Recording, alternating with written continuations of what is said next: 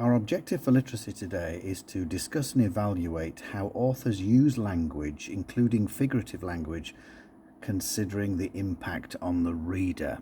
So it's a reading objective that we have. Now, last week, if you remember, we looked at a setting description from A Christmas Carol, and we pulled out all the elements and all the features of a setting description. Well, this week, I want you to have a look at this particular extract, and I'm just going to model for you what I would like you to do. It's almost the same as the version that I gave you last time, but we're looking for something different here, and you may have started to do this last week, and that's to look for adjectives, phrases that you particularly like. Now, I'm going to go through this, I'm going to read it through and pull out some of the vocabulary that perhaps you may not be familiar with.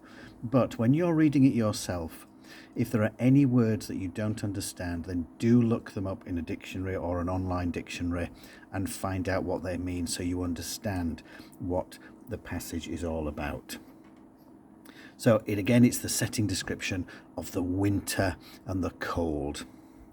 Meanwhile, the fog and darkness thickened so that people ran about with flaring links, proffering their services to go before horses in carriages and conduct them on their way. The ancient tower of a church, whose gruff old bell was always peeping slyly down at Scrooge out of a Gothic window in the wall, became invisible, and struck the hours and quarters in the clouds with tremulous vibrations afterwards, as if its teeth were chattering in its frozen head up there. The cold became intense. In the main street, at the corner of the court, some labourers were repairing the gas pipes, and had lighted a great fire in a brazier, round which a party of ragged men and boys were gathered, warming their hands and winking their eyes before the blaze in rapture. The water plug being left in solitude, its overflowing suddenly congealed and turned to misanthropic ice. The brightness of the shops, where holly sprigs and berries crackled in the lamp heat of the windows, made pale faces ruddy as they passed. Poulterers' and grocers' trades became a splendid joke, a glorious pageant with which it was next to impossible to believe that such dull principles as bargain and sale had anything to do. The Lord Mayor, in the stronghold of the mighty Mansion House, gave orders to his 50 cooks and butlers to keep Christmas as a Lord Mayor's household should, and even the little tailor, whom he had fined 5 shillings on the previous Monday for being drunk and bloodthirsty in the streets, stirred up tomorrow's pudding in his garret, while his lean wife and the baby sallied out to buy the beef. Foggier yet, and colder, piercing, searching, biting cold. Okay, so I'm just going to choose some words in here which you may not be familiar with first of all. So I'm going to go back up to the beginning. And this part at the beginning where it says, meanwhile the fog and darkness thickened so that people ran about with flaring links, proffering their services to go before horses in carriages and conduct them on their way. This is the bit I'm interested in. And I'm going to write down what this actually means. And for any other words that you come across, find out what they mean and write down their definition. So, what's happening here is that the fog is so thick that people are going around with almost like burning torches. Remember, this is the Victorian era, so they're not torches that we know. They have some kind of light source, and they're proffering their services.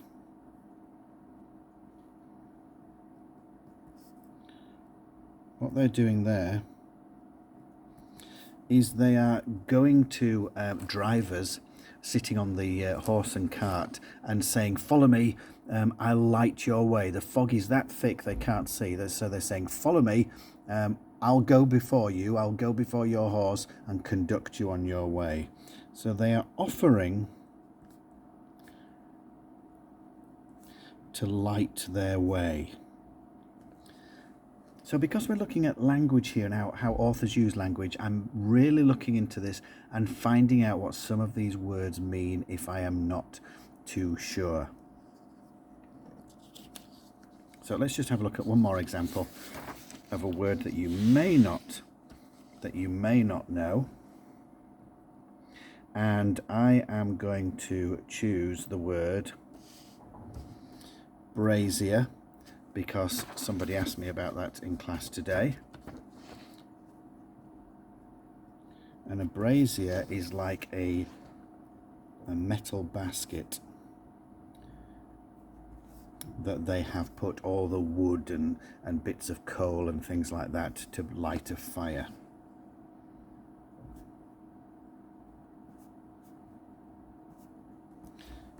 So that's what I'd like you to do. Read through it very carefully. Any words that you're not sure about, write them down and write the definitions there, just as I've done. The next thing that I'd like you to do is I want you to find some phrases which you really like, which really stand out to you, because this is about our authors using words to have an impact on the reader. And I love Charles Dickens, and there's lots and lots of great phrases and words and descriptions that he uses. So I'm just going to pull out a couple of examples from this, and then I'm going to leave you to find some examples of your own and explain why you like them so much. Okay, and one of the things that I really like here is this bit where he talks about the bell.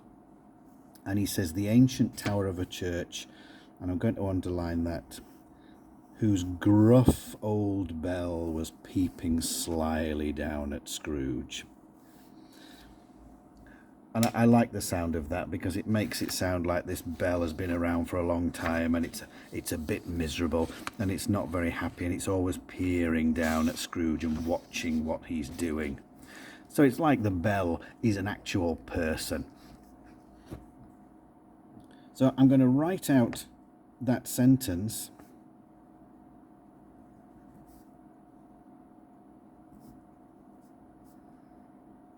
The ancient tower of a church, whose gruff old bell was always peeping slyly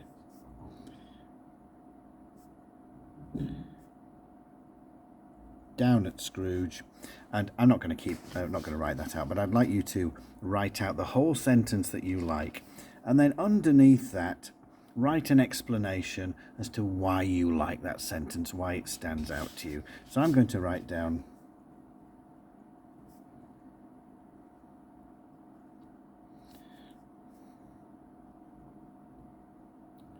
this sentence describes the bell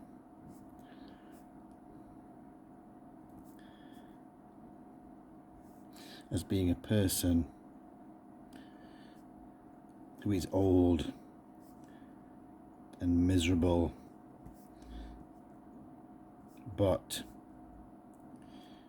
is keeping a close watch on Scrooge. And I think that's really interesting, that Dickens has made the bell like a person.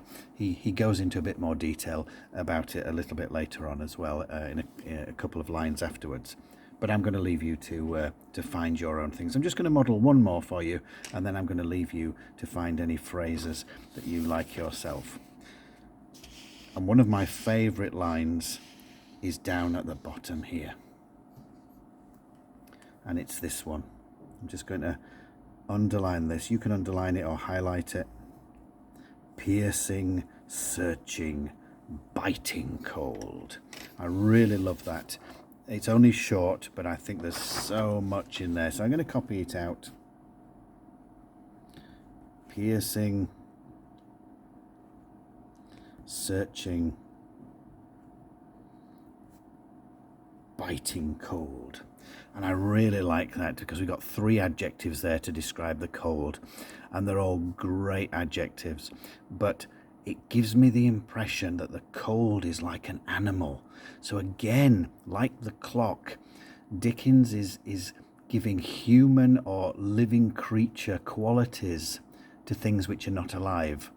And I wonder if you can remember what that's called. And here I get the impression that the cold is like a prowling animal searching, ready to bite somebody. So I'm going to write down why I like this.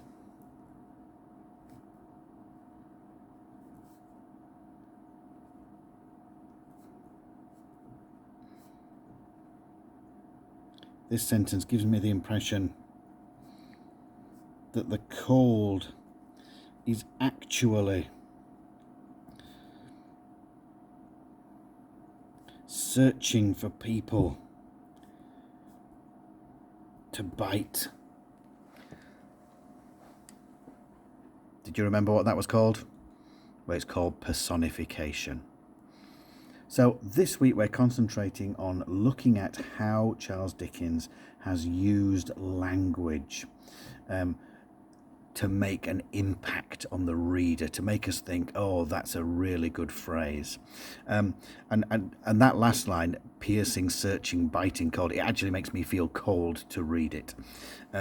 So I've just modelled just a couple of examples there of what I would like you to do. So I want you to go through this passage and highlight some of the words and phrases that you're not sure about. Find out what they mean so you've got a better understanding, and then highlight some of the words, phrases, sentences that you really like, and explain what you think Dickens is trying to do.